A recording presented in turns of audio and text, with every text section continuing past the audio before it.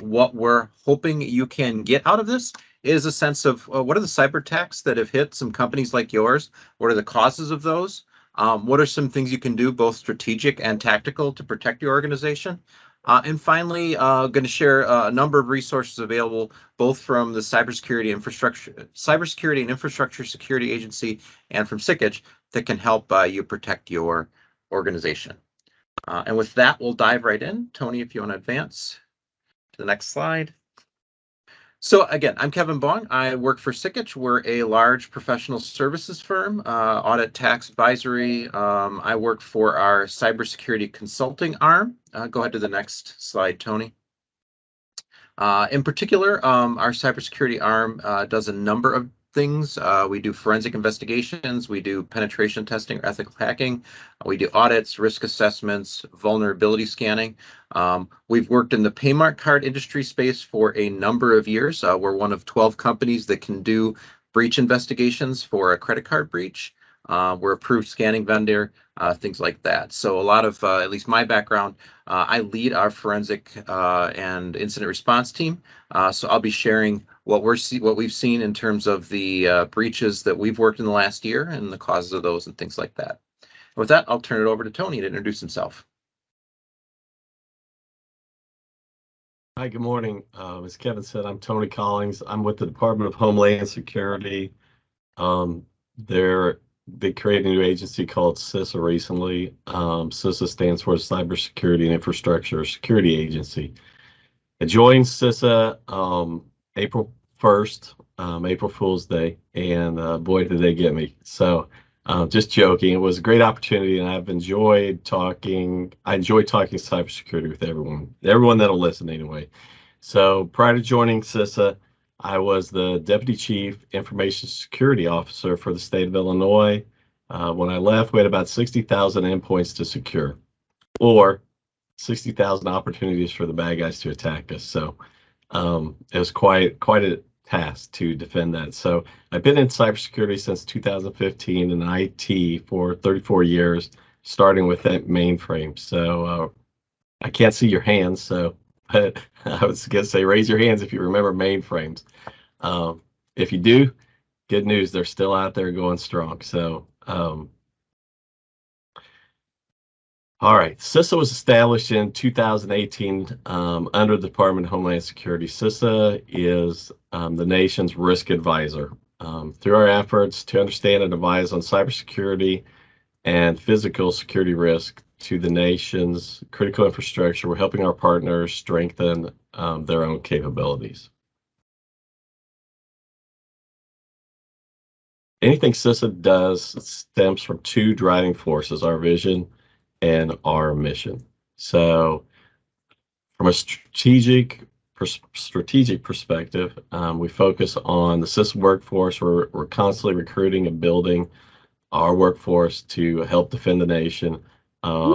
We like to establish partnerships with people like Sikich to help spread the word for cybersecurity. We're the federal cybersecurity. A large portion of our efforts focus on the .govs, especially at the federal level. The critical infrastructure, we focus to include securing cyber, physical, and communications of the critical infrastructure with the goal of sustaining the operations. Critical infrastructure is a big part of where we focus. The industrial control devices have been under attack recently. You've seen that at the water plant incident, and the power plants are a big target, as well as the internet companies. So we try to help those people secure or harden their services so that they're less likelihood of an attack. And then part of CISA also part of CISA also focuses on soft target security. So we continue to lead the effort to reduce risk and impact of attacks against soft targets and crowded places. So there's an arm of CISA, the infrastructure arm. So I'm on the cybersecurity side, but we have a whole different side of CISA that will come out and do active shooter training and those type of things if needed. So it's a good program. I've given presentations with them before. They do a really good job. All right, so that was the mandatory CISA speech. So now we'll get into the good stuff. So I work, like I said, I work for CISA. My main role is as a cybersecurity advisor. The cybersecurity advisor program reaches out, coordinates with businesses and government partners in the region. So there's a whole part that works in Washington, D.C. I'm a regional person, so my region is, I'm focused here mainly in Springfield, Illinois, but I also cover Region 5, which includes Wisconsin, Wisconsin, Minnesota, Illinois, Indiana, Iowa, and Michigan. So our goal is to go out and help people understand cybersecurity and help them understand how they can better protect themselves against the growing risk of cyber attacks. There's also a CSC program, which is where I fit in as well. So I was hired to work as a cybersecurity state coordinator for the state of Illinois. And so the CSC program is an extension on top of the CSA program to work with state and local governments. Each CSC will be located in the state capital, which I am, and the intent is for the CSAs, that was the original group of cybersecurity advisors, to focus on critical infrastructure, whereas the CSCs, like myself, will focus on the state, local, tribal, and territorial organizations to support their needs. But we both support each other, so there's always someone around to help you if you need it. All right. We focus on 16 critical infrastructures, and then across the state, local, tribal, and territorial organizations. But so Tony, I was excited Sure. when I saw that. So the critical infrastructures, like for many of our participants here, they probably fall into those, even if they maybe don't consider themselves a critical infrastructure. There are resources from your agency. These things you're going to be talking about are probably available then, because these critical infrastructures cover a wide variety of things that support everything. Sure. So even if you're not specifically listed as one of those critical infrastructures, you may support a critical infrastructure. So yeah, the services from CISA are available to anyone. You don't have to be part of critical infrastructure to get these services. So yeah, Kevin, thanks for bringing that up. CISA is supported by tax dollars. So basically, if you've already paid for these, they're free to you as far as from a no cost. There is a cost involved from an employee standpoint. So if we're going to set something up with you, if we're going to come in and do an assessment for you, it's going to take some man hours on your side, but there's no initial cost, nothing you have to buy for these type of services. So we break CISA into several regions again. I'm in Region 5. If you want to know your CISA contacts, if you already know your CISA contacts, great. If you need to know your CISA contacts, I can get you that information depending on what state you're located or what region you're located in. So don't hesitate to reach out to me, and I'll be able to get you the contact information for the person support or people supporting your area. All right, perfect storm. Yeah, so it's been a crazy, like, last 18 months. I've been calling it the perfect storm for that time. Go ahead and advance, Tony. And there's a few reasons for that. You know, we've gotten to the point where with password practices, we've told people for years, you know, use an 8-character complex password. It turns out that's a really bad recommendation for how passwords should be, and attackers are taking great advantage of that. Electronic collaboration, you know, so people not just using email, but using instant messaging and SMS and all these different methods give attackers so many more channels for social engineering and things like that. And that's just been advanced with this really fast shift to work from home, where a lot of organizations spun up really quickly remote access services, and a lot of processes that were face to face are now over email and things like that. So all those things, all on top of this big the growth of cryptocurrency, which is a huge driver of this. Most of the attacks we're seeing nowadays are ransomware. If you're not familiar with ransomware, it's where someone comes in, breaks into your network, encrypts all your computers, steals some data potentially, and then they tell you, hey, pay us $1 million in Bitcoin, and we'll give you the decryption keys and give you your data pack, and we'll post it out to the internet. And for the first time in forever with cryptocurrency nowadays, the attacker can ask for that $1 million ransom, get it paid almost instantly and almost anonymously. And that's never happened before. It used to be follow the money, especially if it's that much money, and you could then eventually find the attacker. But cryptocurrency is just driving so hard that it's making everybody a target. If 10 years ago, breaking into a small manufacturer, what's a hacker going to get? There's not much they can do. They're not going to be able to steal credit card numbers or social security numbers, stuff from that. But if they break into that small manufacturer today and just shut them down for a few days, they're willing to pay $100,000, $200,000 to get back up and running quickly, and they'll pay it with cryptocurrency. So yeah, it's just been this huge explosion of ransomware attacks in the last couple of years because of all these factors. Go ahead, Tony. And yeah, kind of on top of that, we see the IC3. This is an organization that tracks complaints of attacks. They've got a pretty high number of complaints, and I'll tell you that's just a small drop in the bucket for the actual ransomware attacks. A lot of organizations don't want the embarrassment of making it publicly known that they've had a ransomware attack. So the dollars and the number of attacks are way higher than this. And we know how it's happening. Social engineering, phishing, getting a foothold in the network that way, combined with remote desktop or virtual work from home services, and then exploiting software vulnerabilities.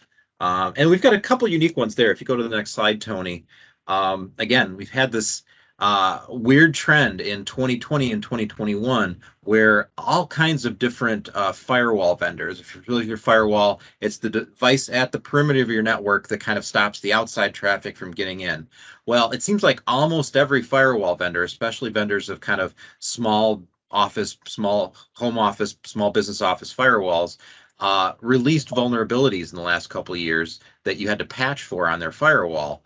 But a lot of people, they think of patching Windows, they don't think about patching that firewall they bought 2-3 years ago and just set on a shelf like it's a security device. It should be secure.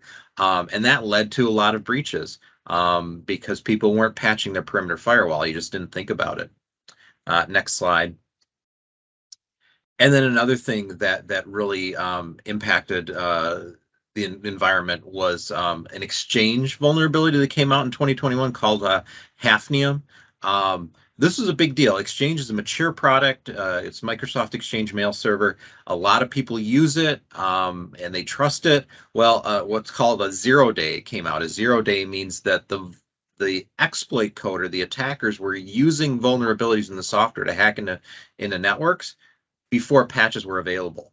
And so for such a pervasive and well-trusted application to have like a 0-day vulnerability like this that allowed companies to get breached was a pretty big deal. And again, it really drove that just environment of ransomware right and left. Go ahead, Tony.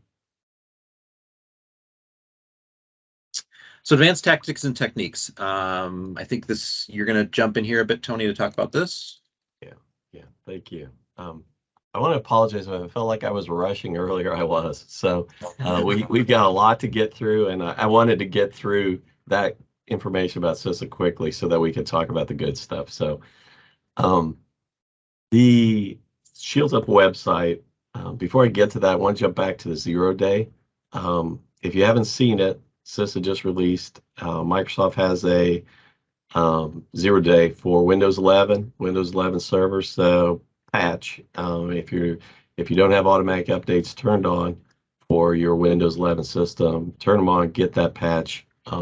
It's very important. So anyway, CISA, because of the social political geopolitical tensions that's been going on recently, especially since the escalation in Ukraine. CISA has come up with the Shields Up website. I recommend that everyone go to the Shields Up website. Take a look at. There's just a ton of information out there to help you guys protect your organizations. There's a lot of good stuff. The likelihood of damaging cyber intrusion is reduced. If you go and you look at this stuff, the potential for intrusions quickly detected. There's just lots of tips. Doesn't matter what size of organization you are. There's a lot of good stuff out there. The other thing that we are currently pushing is we're asking everybody, if you see something, say something. It really doesn't matter if you confirm it or not, but we need to be more aware of things, and we need to collaborate more across the country. In the private industry, working with the federal government working with the private industry, the state governments, local governments. Everybody needs to start working together to share this information. Report it.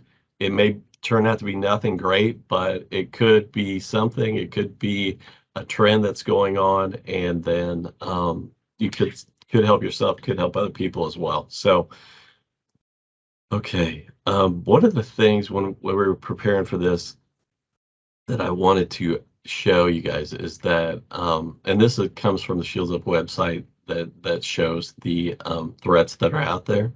These are all confirmed. We wouldn't put it out there if it wasn't confirmed. But people often ask me, are we really being attacked? Is this really happening? Could it happen to me? And the answer is yes. If you have an internet presence, if you have a public-facing website, if you're connected to the internet, you're being probed, scanned every day, constantly, every single day. And so yes, you are a target for attack. It really doesn't matter. They don't care what size of an organization you are. They don't care if you're government. And I wanted to point this out. If you look at this slide and the next slide here, the ones I've highlighted, 8 of the 21 alerts posted so far in 2022 are attributed to state sponsor cyber actors.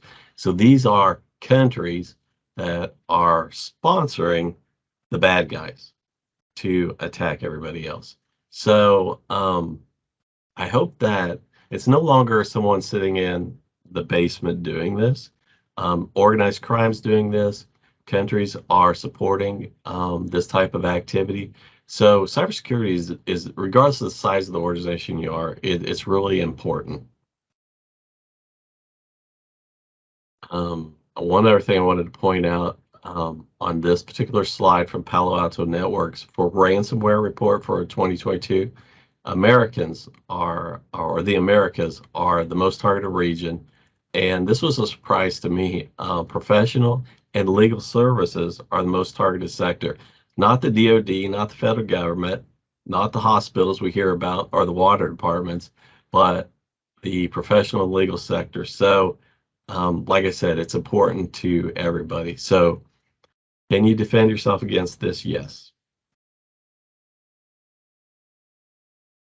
Yeah, and kind of on that note, yeah, like it's crazy to think, little mom and pop construction business or manufacturer or whatever, that you're getting targeted by nation state actors, and those actors are using, pretty sophisticated tools and techniques to do these attacks. Again, it doesn't take much of a successful attack to get $200,000-$300,000 ransomware payout.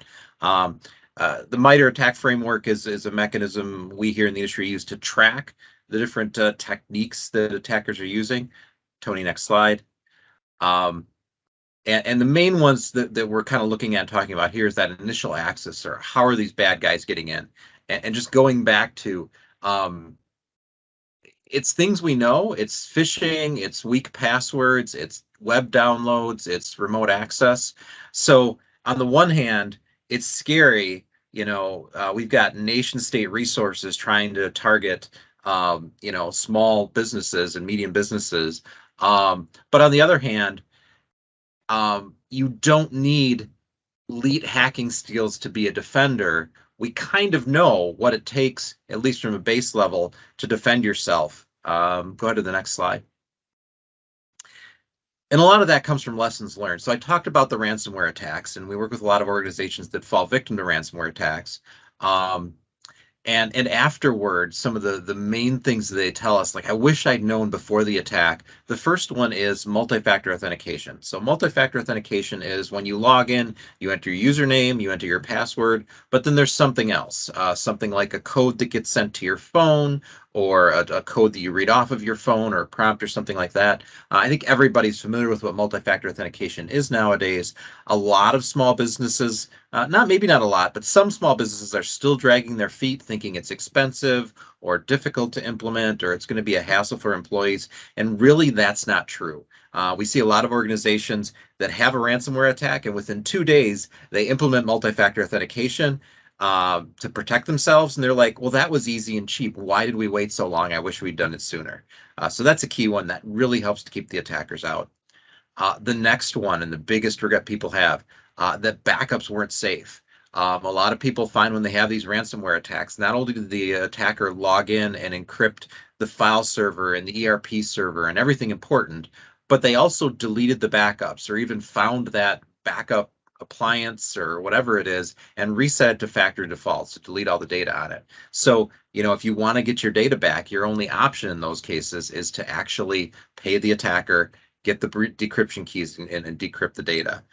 So every company needs to be thinking about, are my backups safe if a hacker's on my network and knows all my passwords? Some ways to make them safe are have them offline on like tapes or on disks that get put on a shelf. Have them in a cloud. Cloud backup providers are a very safe way to protect your data from this kind of ransomware attack and backup deletion. Then we had so many antivirus gaps. We come into a company, they're like, yeah, we're running this commercial antivirus. We bought it, paid for it, we use it. But when the virus or when the attack happened, the attacker found 2 servers on the network that didn't have antivirus because they were a test server, because we were worried that it was going to impact performance. Those are all kind of, we call them fear, uncertainty, and doubt, like missing something or not adding antivirus or just overlooking it, leads to a gap that an attacker takes advantage of. And there's really no reason for any single computer on your network not to have antivirus. There's ways to make it work on every computer without impacting the business. And it really does provide a strong protection against these kind of ransomware attacks. And then people are really surprised, like every one of these ransomware attacks, we're like, yeah, well, they use the domain admin account. They use, your network administrator's account. Well, how did they get that account? There's actually lots and lots of ways that once an attacker gets the tiniest little foothold on your network, one login, one computer they've infected, that they can then get an admin account. Actually, my penetration testers, our ethical hackers, probably if they get on your network, if they get a foothold, get one user password, within 2 or 3 days, about 80% of the time they've got that domain admin password and could do these same things to encrypt all the data or delete the backups and things like that. And then finally, logging. People come to us during these attacks and say, tell us when they got in, how they got in. And we say, well, your Windows event logs are set to their defaults, which only holds 2 days of login events. So I can tell you what they did over the last 2 days, but anything longer than that, it's gone. Seems like basic things, but every ransomware attack we work has security gaps on usually more than one of these things on this list. Go ahead, Tony. All right. Excuse me. Protection strategies. This is my favorite part to talk about. So the NIST cybersecurity framework, and I want to bring this up. I bring this up every chance I get. So to build an effective cybersecurity program, you need a framework. All right. So roadmap, it tells you where to start, how to mature. So the National Institute of Standards and Technology, NIST, has a great framework. It's risk-based, non-technical language. Everybody can understand it. Works for anyone regardless of your compliance requirements. Becomes part of the organization. It's used to make future spending decisions. It's no longer just an IT resource. So we're taking cybersecurity out of the IT realm and making it an enterprise-wide effort. It was built by a group of very smart people that represented the private, public, and education sectors. So it works for everybody.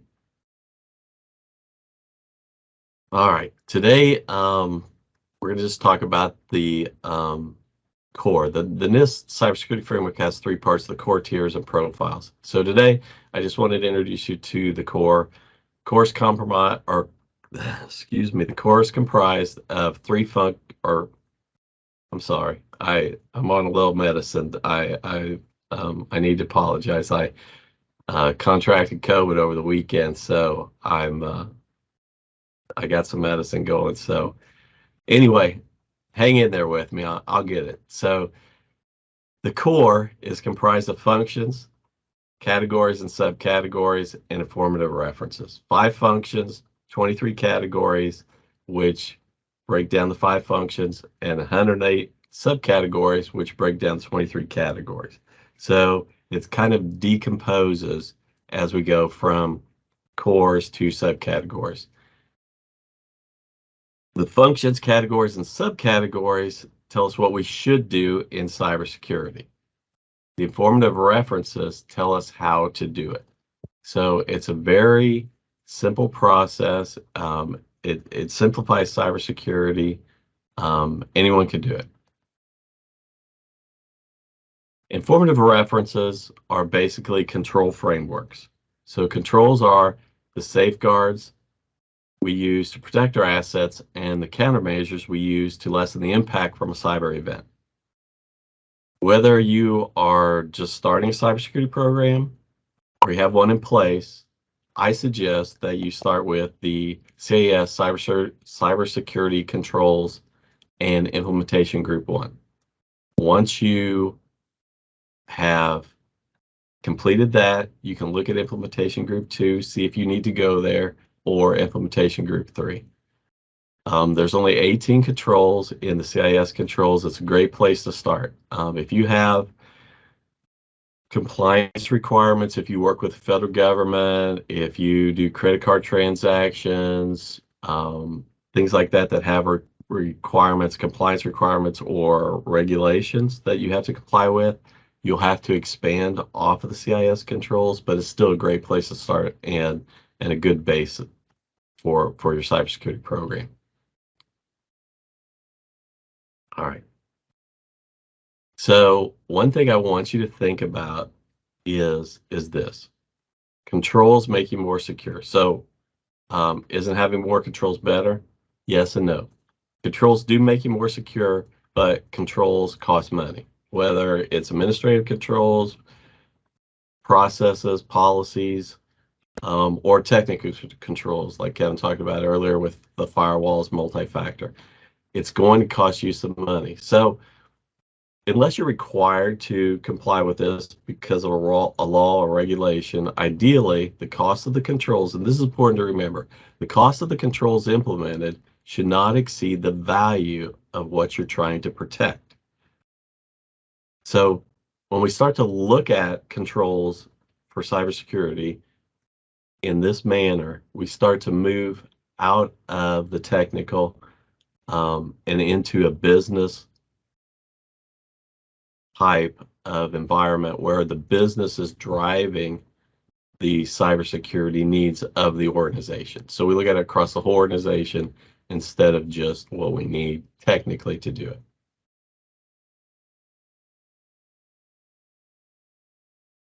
Yeah, with that, so that's the NIST CSF is a great framework to figure out what are all the things you should be doing, and what are the key ones. Kind of rate yourself about where you are across the board. I wanted to highlight some of the key things that are kind of low-hanging fruit. You definitely should be doing today. This slide is kind of the ones you should already know about. I touched on some of them. Multi-factor authentication for any remote access, any email access. We're seeing a lot of financial fraud through email account takeover. That's where they break into someone's email account and use their access to manipulate bank payments and electronic payments, things like that. Still happen a lot today. Getting that commercial antivirus installed everywhere and turning on the bells and whistles, turning on things like threat prevention and firewalling and things like that. Patch management, not just for your Windows operating system, but for things like perimeter firewalls. Getting away from those 8-character passwords. The word the industry is using now is passphrases. Let's get to passphrases where it's not just that random string that you're writing down and you're using the same one everywhere because you have a hard time remembering it. You know, unique passwords per system, and the little chart here shows how that differs. You know, the first word there, it's the word Spartans in Leet speak, we call it. You know, it's hard for a person to remember. Well, was the E a 3 or was the S a 5? But only 8 characters. We actually have a computer in our office. We call it our password cracker. That if I gave you the encrypted password for if I found the encrypted passwords, this one on the network or on a computer during a test, within 48 hours, I could get to the clear text password for the encrypted password for an 8-character password. Whereas if you go to passphrases, something like flying purple snail gallon, it's easy to remember. If I asked you a year from now, you know, think about a purple snail with wings and a 10-gallon hat, and I ask you a year from now, what's the password? You'll probably remember it. But again, it's long enough that it's hard for a computer to guess. You go from 48 hours to thousands of years. So yeah, passphrase is really powerful. And then just continuing to train people on social engineering, and it's not just phishing, it's phone calls, it's text messages, it's coordinated attacks that seem like you're really talking to the person you think you're talking to, because the attackers will spend that time because it's worth their money, because they're probably going to get $100,000 to $200,000 ransomware payout if they're successful. Next slide. So those are the basics. That's doing the basics well. A few things that should be on your radar if you don't know about these. The first one is endpoint detection and response applications. This is like the next generation of antiviruses. It would replace your antivirus, and it does kind of antivirus stuff plus more. It's looking for active attacks at each host level and kind of saying, okay, that behavior, someone just tried to steal a password from memory. That looks like an attacker behavior. I'm going to block this. Or, you know, that traffic came from a known malware host. I'm going to block that. That's a great step. And in fact, when someone has a ransomware attack, one of the first things many organizations like ours do is let's deploy EDR to all the hosts on your network to figure out which ones are infected, which ones are part of the attack. Protecting backups, I already talked about that. Get them offline in the cloud, or at least behind some type of multi-factor authentication. So if attacker steals all your passwords, it can't delete your backups. And then using your firewall as a way to block what we call malware command and control. So once a computer is infected, it can't do much for the attacker until it can reach back out to the attacker and get what we call a command and control channel. That's how the attacker tells the infected computer to infect other computers, or to encrypt data, or to steal data. And you have an opportunity to block that through things like web content filters, through a default deny posture on your perimeter firewall. Really strong way to stop that. Next slide. Another strong way to help stop that is something called protected DNS. Basically, it's just a service available from providers on the internet that say, if you have an infected computer and it tries to reach out to the attacker's computer with a DNS lookup, a lookup of a host name, that host name lookup would fail because that protected DNS service says, nope, that's an evil site. I'm not even going to give you the address to that site. Extending those controls we just talked about to your at-home users, not expecting people to come into the office once every 6 months for patches and things like that. Getting that logging, I talked about that. And then on your radar, to be aware of services, either a managed security solutions provider, or MSSP, or security information and event management system, SIM. They both have the same purpose. Take all of your logs and other data sniffed off your network, consolidate them and mine them in real time for evil. So if we see, a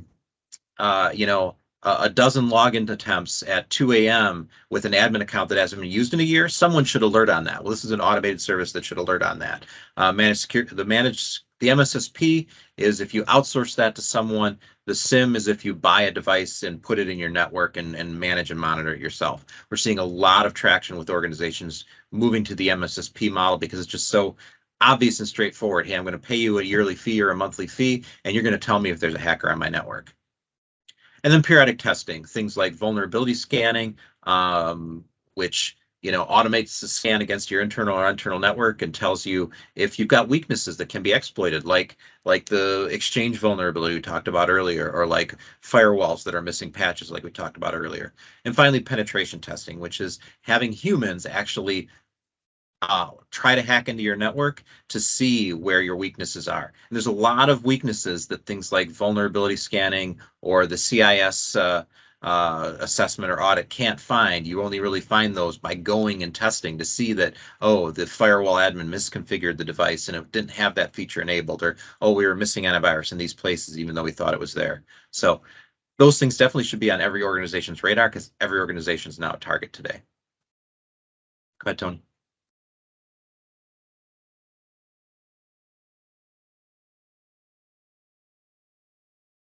Okay, so CISA, and again, this is all free for you, has a range of cybersecurity assessments that we can perform. They go from a very high level, a strategic level. These are assessments that are done by people like me. We'll come out, we'll on-site visits, walk you through the assessments, to the low level, or what we call the technical side, which are your vulnerability scans, your phishing campaigns, that type of thing. So there's a lot for you to choose from. You can go to the CISA catalog. Everything's listed there. There will be the assessments, a description of the assessments, and how you can go about requesting the assessments. So again, if you run into any issues with this, reach out to me. My contact information will be provided later. I will help you, walk you through it, help you get the assessments you need. Here's where I suggest, based on my experience, and remember, when I worked for the state, I also worked with CISA, so I've been on both sides. I've been on the same side of the partnership as you're on. So CISA came in and did assessments for us.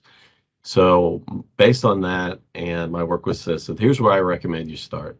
They have a program called CIHI, which includes a vulnerability scanning. It's external, it's a remote service. It's very easy to set up. It uses an industry recommended scanner, one of the leaders in the industry.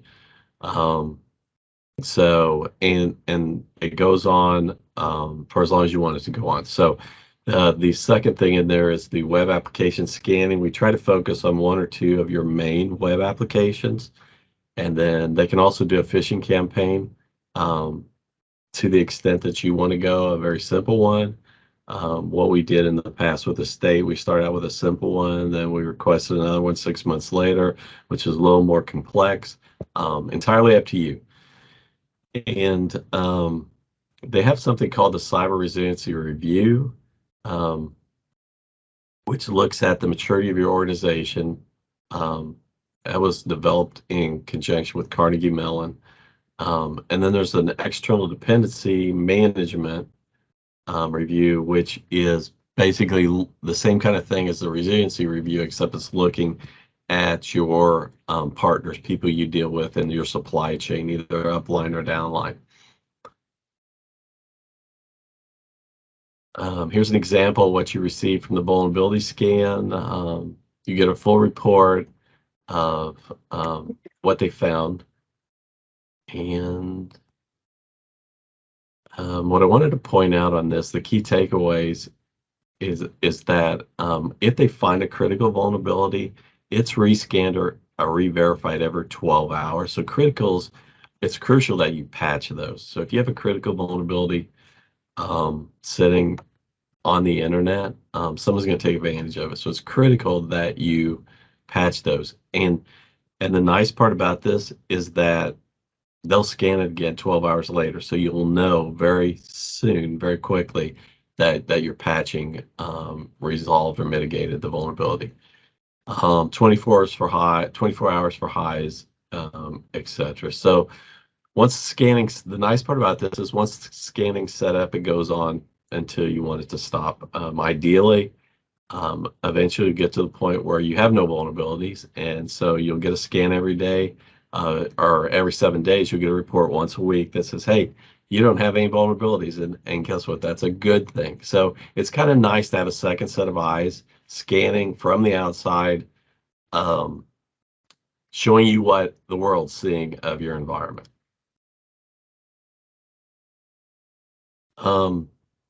The web application scanning, there you get a report as well. It's all based on the OWASP top 10 if you're familiar with that, but basically it's looking for vulnerabilities that could be exploited on your website, cross-site scripting, SQL injection, those type of vulnerabilities. So it's a good program. Like I said, the resiliency review, this one says it's on the slide, you can do it yourself. You can go out and you can download it. It's a self-assessment. The thing I want to point out about this is that it's 300 questions. And so it does take a little bit of time to go through it. If you're a mature organization, you can download it and do it. If you're just getting started, I would suggest that you contact us. I'll come out, meet with you, we'll walk through it, but it is a full day's effort. So some people try to do the CRR and the EDM all at once. That's a lot of work. I would suggest that you do the CRR and then follow up later with the EDM. And then you get nice reports that basically tells you where you are. And my favorite part about it is that then it will relate it back to the NIST cybersecurity framework, and it will show your strengths and your weaknesses based on the NIST cybersecurity framework. So it kind of helps jumpstart you into using the framework to build out or mature your cybersecurity posture. I want to point out that we also have some federal training that's free for you as well on the FedVT platform. If you're a .gov entity, if you have an email address that ends in .gov, you get a whole different level of training through the FedVT, but there also are programs out there for anyone that could take advantage of that. CISA has a learning platform. Most of it's focused on the ICS. So if you are involved in critical infrastructure, if you do support people that use ICS devices, you want to learn more about it, that's a great place to go. One thing I wanted to bring up, the Cybersecurity Incident Reporting for Critical Infrastructure Act of 2020 is a brand new law that was just passed. It's still in the works. It's going to take a while to figure out, or for them to put all the rules and regulations in place. I just want to get it on your radar. So it is coming. It's going to primarily focus, because of the name points it out, but on critical infrastructure. But and critical infrastructure basically will be required by law now to report incidents and cyber events. To what level or what extent or when and how, that's all still coming. Private organizations may be included to some extent, but we haven't heard anything yet on that. Regardless, CISA as an organization, we encourage everybody to voluntarily share information. We have, when we get the information, it's anonymized, and then it's shared with our partners, the FBI, Secret Service, and other private partners that work with us on intelligence, cyber intelligence. So I know it's hard. When I work for the state, it was hard for us to share information as well. Being on the other side, I can tell you it's very important that we all share. Like I showed you earlier, state-supported countries are supporting cybersecurity efforts to attack us. We need to come together as a country, share our information so that we can help everybody in the country defend against these kind of attacks. And Like I said, we anonymize the information and share with our partners. Okay, I think I've covered that one already. But it is important. It's very important. I did want to point out that as your information is shared, it's also protected at federal government level. We have a program, and that program for Freedom of Information Act, those laws that are across the state and the federal government as well. This is excluded from that. It's been tested several times in court, and we've won every single time. So when your information is reported, it's reviewed, and if it's considered to be private information, again, we anonymize it, so it won't be tied back to you, but it's also protected, the information you share. So you don't need to worry about FOIA or lawsuits trying to obtain that information from us about you. So that's a good situation to be in.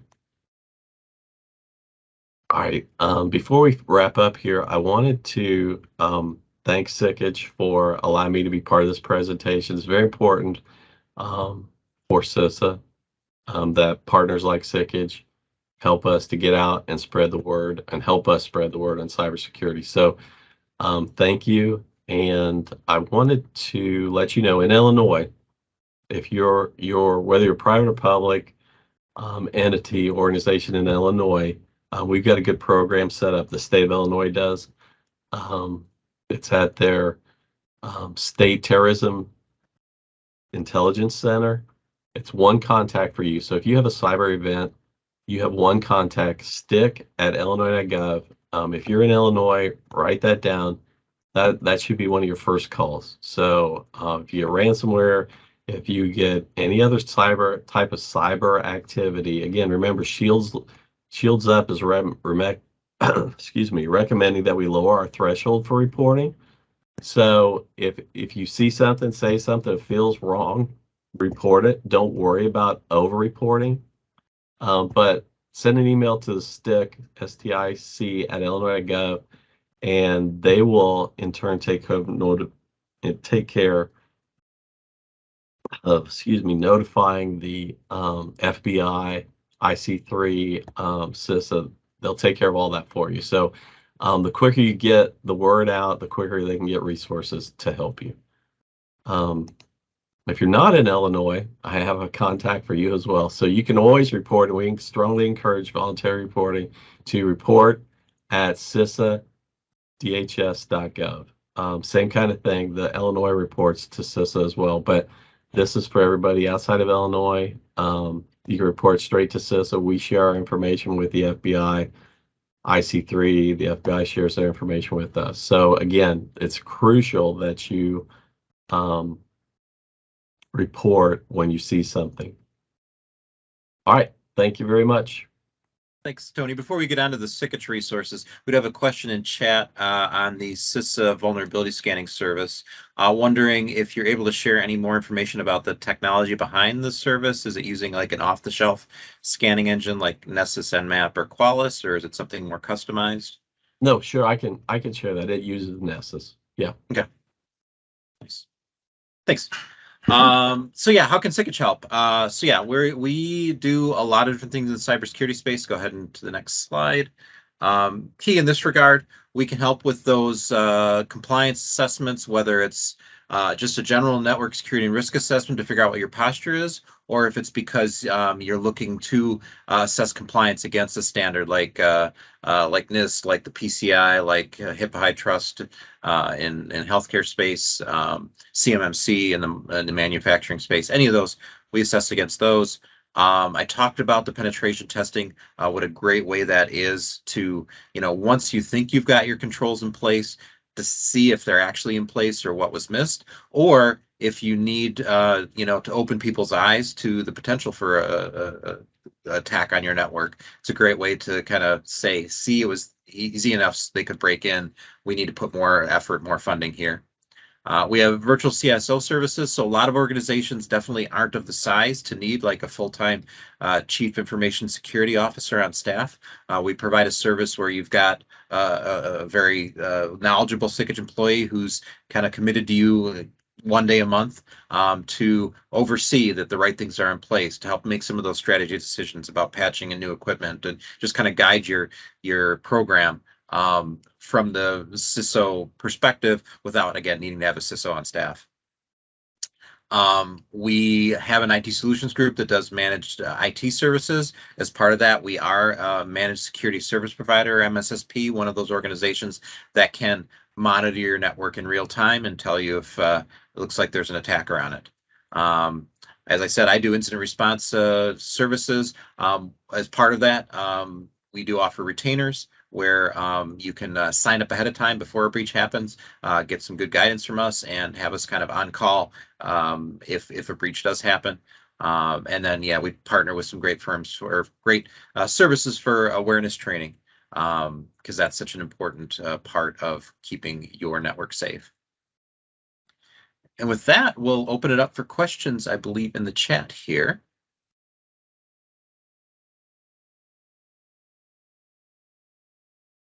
Oh yeah, and our contact information available here. Reach out to me, reach out to Tony if you have any follow-up questions as well.